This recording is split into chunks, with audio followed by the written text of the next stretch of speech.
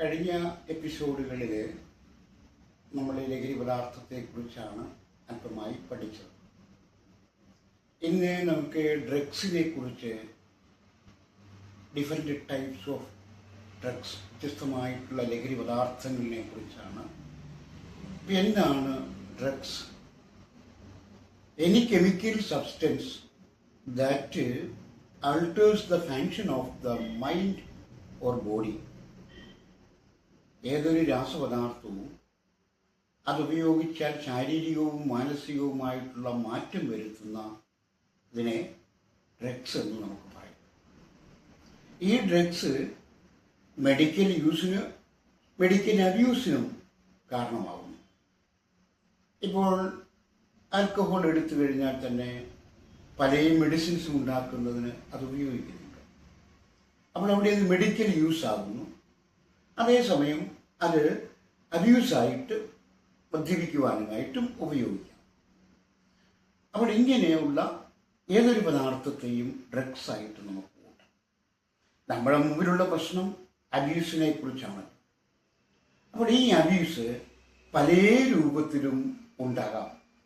അതായത് അതിൻ്റെ ഉപയോഗം ടൂ മച്ച്, കൂടുതലായിട്ട് ഉപയോഗിച്ചു കഴിഞ്ഞാൽ അബ്യൂസായിട്ട് മാറും. അതേപോലെ തന്നെ ടൂ ഓഫൺ, ഇടയ്ക്കിടയ്ക്കായിട്ട് അങ്ങ് ഉപയോഗിക്കുകയാണെങ്കിൽ അതും അഡിക്ഷനിലേക്ക്, മിസ്യൂസിങ്ങിലേക്ക് പോകുവാൻ കഴിയും. അപ്രകാരം തന്നെ റോങ് കോമ്പിനേഷൻ, വ്യത്യസ്തമായിട്ടുള്ള കോമ്പിനേഷനും അതേപോലെ തന്നെ റോങ് യൂസും.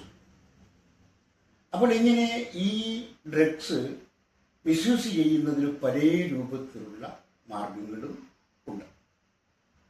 അവിടെ നമ്മളത് ശ്രദ്ധിച്ച് അത് മിസ്യൂസ് ചെയ്യാതെ ഒരു അബ്യൂസ് ചെയ്യാതിരിക്കുക എന്നുള്ളതാണ് നമ്മുടെ മുമ്പിലുള്ള. ലോകത്തിലുള്ള എല്ലാ ഡ്രഗ്സിനെയും 5 വിഭാഗങ്ങളായിട്ടാണ് വിഭജിച്ചിരിക്കുന്നത്. On the basis of origin or structure or function. ആ ലഹരി പദാർത്ഥങ്ങൾ എങ്ങനെയാണ് കിട്ടുന്നത്, എവിടെ നിന്ന് കിട്ടുന്നു, എങ്ങനെ അത് നമ്മുടെ ബോഡിയിൽ പ്രവർത്തിക്കുന്നു, എന്താണ് അതിൻ്റെ കെമിസ്ട്രി ഓർ കെമിക്കൽ സ്ട്രക്ചർ, ഇത് നോക്കിയിട്ട് ലോകത്തിലുള്ള സകല ഡ്രഗ്സിനെയും ഡിവൈഡഡ് ഇൻറ്റു 5 കാറ്റഗറീസ്, 5 കാറ്റഗറിയായി വിഭജിച്ചിരിക്കുന്നു.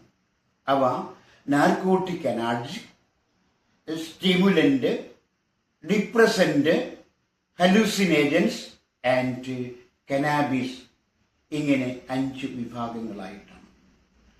ഈ ലഹരി പദാർത്ഥങ്ങളെ കുറിച്ച് നന്നായിട്ട് പഠിച്ചാൽ എന്തുകൊണ്ടാണ് ഒരാൾ ലഹരിക്ക് വീണുപോകുന്നത്, അതെങ്ങനെ നമ്മുടെ ബോഡിയിൽ പ്രവർത്തിക്കുന്നു എന്ന് നന്നായിട്ട് പഠിച്ചാൽ നിങ്ങൾക്ക് ഇതിൽ നിന്ന് മോചനം നേടുവാൻ കഴിയും.